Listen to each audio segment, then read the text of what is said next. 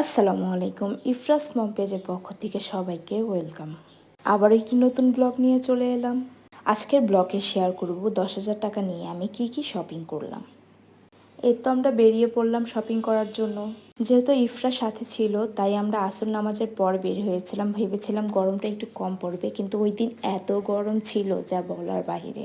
CNG যখন flyover উপর দিয়ে উঠছিল আমরা ভাবছিলাম হয়তো জ্যাম পড়বে না, কিন্তু একটু পর দেখে এত জ্যাম পড়ছে। আমরা ভাবছিলাম হয়তো পৌঁছাতেই পারবো না, কিন্তু অবশেষে সব কিছু পেরিয়ে আমরা নিউ মার্কেট পৌঁছাতে পারি। তো সবার আগে আমি আমার মেয়ের জন্য কিছু ফ্রক দেখছিলাম, কারণ ওর জামা কাপড় অনেক ছোট হয়ে যাচ্ছে। আসলে আমার মেয়েটাই বড় হয়ে যাচ্ছে, আমি এটা ভুলেও বলতে চাই না, আর এটা আমি মনেও করতে চাই না। তো কিছু লাইট কালারের মধ্যে আমি কিছু ফ্রক দেখছিলাম, যেহেতু আমার মেয়ে এত সুন্দর, মাসাল্লাহ মাসাল্লাহ, যাতে ওরে পরলে আরও বেশি সুন্দর লাগে। তো ওইটা দেখিয়ে আমি কিছু ফ্রক নিয়ে নিই। তারপর আমি কিছু গেঞ্জি দেখছিলাম, যেহেতু অনেক গরম পড়ছে, যাতে আমার মেয়েটা কমফোর্টেবল ফিল করে। তো ওই হিসাবে আমি কয়টা গেঞ্জিও নিই। তো অপর পাশে আমার এই ব্যাগগুলোর উপর চোখ যায়। এই ব্যাগগুলো এত বেশি সুন্দর ছিল, সামনাসামনি আরও বেশি ভালো লাগছিল। তো আমি গেঞ্জি সিস্টেমের ফ্রকগুলো আমার মেয়ের জন্য দেখছিলাম, কিন্তু ওনারা এত বেশি প্রাইস চাচ্ছিল। তা আমিও ঘাটতেরা, আমিও আর নেই নেই, যেহেতু ওনারা দাম কমাবে না আমি কেন নেব। তারপর আমি এই টু পিসগুলো দেখছিলাম, দেখতে অনেক সুন্দর লাগছিল, কিন্তু কাপড়ের কোয়ালিটি এত একটা ভালো ছিল না, তাই আমি এগুলো আর নেই নেই। তারপর আমি এই টু পিসটা দেখি, এটার কাপড়ের কোয়ালিটি অনেক ভালো ছিল। তো দামাদামি করে আমি এটা নেই, যেহেতু গরম ছিল, আরাম লাগবে। তারপর আমি আমার মেয়ের জন্য এই ফ্রকগুলো দেখছিলাম। এই ফ্রকগুলো এত সুন্দর ছিল, কিন্তু ওনারাও এত বেশি দাম চাচ্ছিল। তো দাম ওনারাও কোনোভাবে কমাবে না, আর আমিও দাম না কমালে নিব না। তো জামা দেখতে দেখতে অপোজিটে একটা দোকান দেখি, যেখানে লেখা ছিল যা নেবেন তাই 100 টাকা। তো আমরা দেখছিলাম এখানে কি আছে। তো ঢুকে দেখলাম এত ভালো ভালো প্রোডাক্ট আছে। তো যা নেবেন তাই 100 টাকা। তা আমরা ভাবছিলাম আর দেখছিলাম যে কি নিব, কারণ এত রিজনেবল প্রাইসের মধ্যে পাওয়া যায় না সব কিছু।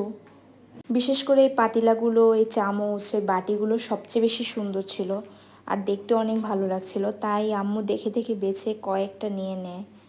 এখানে আরও ভালো ভালো অনেক জিনিসপত্র ছিল। তা আমরা বেশি কিছু নিইনি, যেগুলো আমাদের প্রয়োজন ছিল ওগুলোই আমরা নিয়েছি। তো এগুলো নিয়ে আমরা আরেকটা দোকানে যাই, যেহেতু আমার মেয়ে ফিটার খেতে চায় না, তার জন্য আমি একটা ওয়াটার বোতল নিয়ে নিয়েছিলাম, যেহেতু ও এখন পানি খায়। তারপর ফ্রুট চশনিও নিয়ে নিচ্ছিলাম আমার মেয়ের জন্য।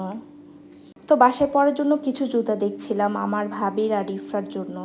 তো ওনারাও অনেক বেশি প্রাইস চাচ্ছিল, তাও আমরা দামাদামি করে আমাদের জন্য নিই। তারপর কাঁকড়ার ব্যান্ডও কিনি, কারণ বাসায় রাখলে কিভাবে যে হারায় যায় আমরা নিজেও জানি না। তো ভাবি আর আমি দেখে দেখে কিছু নিয়ে নিই আমাদের জন্য।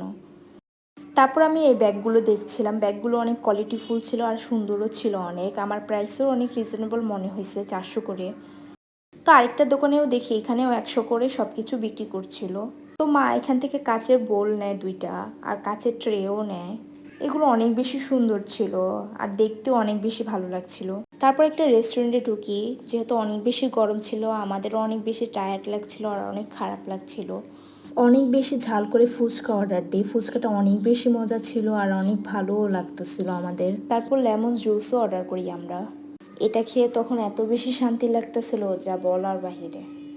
খেয়ে আমরা গাউসিয়া মার্কেটের দিকে যাই। আম্মু বলছিল আমার আর ভাবির জন্য 3 পিস নিতে। তো ফার্স্টেই আমি বাটিক দেখছিলাম, কারণ বাটিক আমার অনেক পছন্দ আর পরেও অনেক বেশি কমফোর্টেবল ফিল হয়। তো পরে আমি আর বাটিক আর নেই, কারণ আমার কাছে এত একটা ভালো লাগতেছিল না। তো ফার্স্টে আমি ভাবির জন্য দেখছিলাম কটনের মধ্যে। তো ভাবির পছন্দ হয়ে যায়, তো ভাবির জন্য নিয়ে আমরা আরেকটা দোকানে যাই। তারপর আমার জন্য একটা 3 পিস নিয়ে নিই। তারপর চিন্তা করছিলাম কখন বের হবো আর কখন বাসায় যাব, কারণ কি যেহেতু অনেক রাত হয়ে গিয়েছিল আর আমাদের অনেক বেশি টায়ার্ড লাগছিল। সব শেষ করে আমরা বাসার দিকে রওনা দিচ্ছিলাম। আমাদের কারো শরীরে কোনো এনার্জি ছিল না, বিশেষ করে ইফরার। তো বাসায় এসে দেখি 10,000 টাকার মধ্যে মাত্র 10 টাকা নিয়ে আমি বাসায় ফিরেছি। আমরা মেয়েরা যে আসলে সব পারি, এটাই তার বড় প্রমাণ। কিচ্ছু বলার নাই। তো আজকের মতো এখানেই শেষ করছি। সবাই ভালো থাকবেন, অবশ্যই আমার ব্লগটা দেখবেন, আর কেমন লাগলো অবশ্যই কমেন্টে জানাবেন। আল্লাহ হাফেজ।